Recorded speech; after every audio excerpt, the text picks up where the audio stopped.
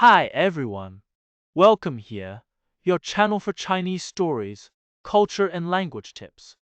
If you love learning Chinese with stories and fun explanations, don't forget to hit like, subscribe, and turn on the bell. Today, let me tell you the story behind the ancient Chinese idiom, 亡羊补牢, which literally means, to mend the sheepfold after losing sheep. The idiom is made up of 4 characters.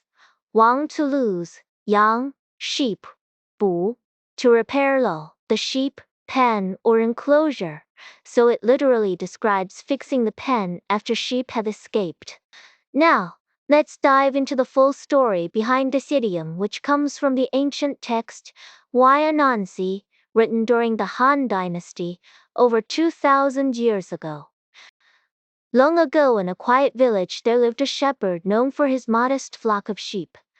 Every morning, he would lead his sheep to the hills to graze, and every evening, he would bring them back into the pen next to his home. One chilly morning, as the shepherd opened the pen, he discovered to his shock that one of his sheep had vanished during the night. He walked around the pen and found a small hole in the wooden fence where the sheep must have escaped. A kind neighbor, who happened to pass by, saw the problem and advised him, "You should fix this hole right away, otherwise you might lose more sheep." But the shepherd, feeling frustrated and discouraged by his loss, replied, "I've already lost a sheep, what's the point of fixing it now?" And so he left the pen as it was. That night, as darkness fell and the wind howled around the pen, another sheep quietly slipped through the same hole and disappeared into the night. The next morning, the shepherd discovered yet another loss. His heart sank suddenly. He realized the truth of his neighbor's words. It wasn't too late to stop more sheep from escaping. With regret, but also determination, he gathered tools and repaired the hole carefully, reinforcing the entire fence so it would be stronger and safer.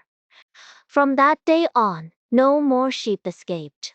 The shepherd learned that although he couldn't recover what was already lost, taking action could still protect what remained.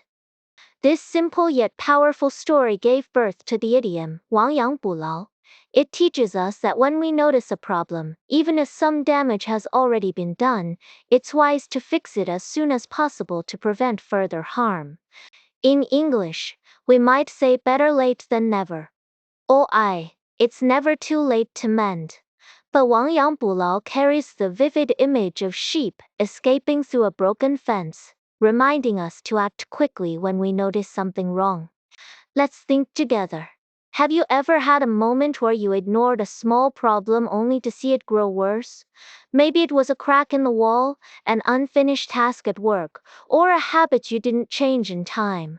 This idiom encourages us not to be stubborn or ashamed about past mistakes, but instead to learn from them and fix the root of the issue. Interestingly, this idiom is still widely used in modern China. Imagine a student who scores poorly on an exam rather than giving up. The student studies harder, fixes study habits, and performs better next time. That's mending the sheepfold. Or, think about a business that loses money because of poor planning. If the owners reflect, identify weaknesses, and improve, that's also 可亡羊补牢. Beyond its literal meaning, this idiom also speaks about human nature. We all make mistakes, but what matters most is what we do after we recognize them.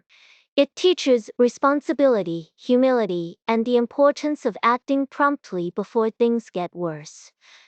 Let me ask you, is there something in your life right now, big or small, that needs mending before it causes more trouble? Maybe a relationship, a habit, or a forgotten task. Next time you catch yourself thinking it's too late, remember this idiom. It's never too late to prevent further loss. And now, whenever you hear 亡羊补牢, you'll remember the story of the shepherd who finally repaired his fence and saved the rest of his flock. Even if you can't change the past, you can always protect the future. That's the lasting wisdom behind this idiom. Thank you for listening. I hope you enjoyed this story and learned something about Chinese language and culture. Remember to like, share, and subscribe our channel for more Chinese stories, idioms, and culture. See you next time. 再见。